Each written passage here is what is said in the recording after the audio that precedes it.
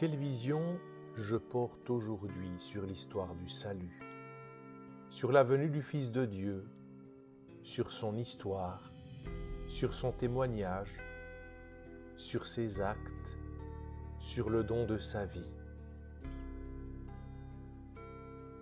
Quel témoignage je délivre autour de moi tous les jours que Dieu fait?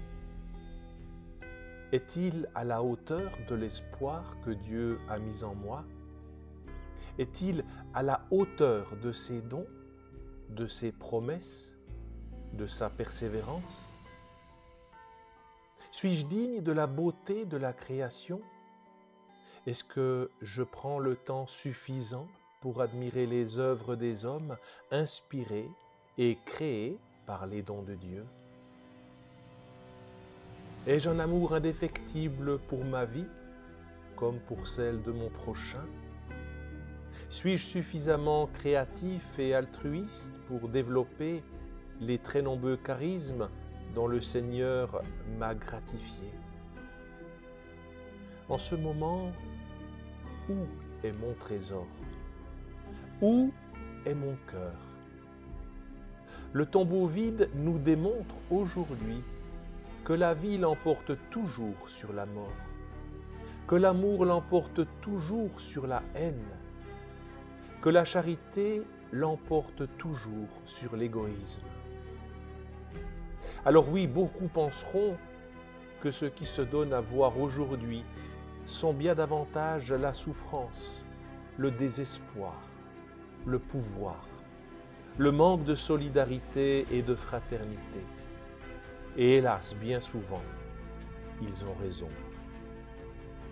Aujourd'hui, en regardant le tombeau vide, nous pouvons, vous et moi, changer la face de la terre et lui rendre un visage désirable et en accord avec la création, telle qu'elle a été voulue par Dieu notre Père. Aujourd'hui, nous avons à sortir de nos tombeaux et de nos confinements spirituels. Aujourd'hui, nous avons à dire oui à la vie, à l'espérance, à la solidarité et à l'amour. Le passé ne nous appartient pas et le futur non plus. Dès lors, c'est sur le présent que nous pouvons intervenir et choisir de proposer et d'incarner la parole du Christ, la parole qui sauve, la parole qui transforme.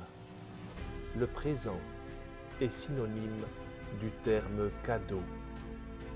Ce moment que nous décidons de partager ensemble est un présent. Ce moment où je relève le faible est un présent. Ce moment où je donne de mon temps, de mon écoute, de ma bienveillance, de mon labeur, de ma foi est un présent. L'histoire du salut se conjugue toujours au présent. Aujourd'hui, l'histoire du Christ peut renaître dans le cœur de chacun. Aujourd'hui, si je lui tends la main, il va transfigurer toute mon existence, pour peu que je lui fasse confiance.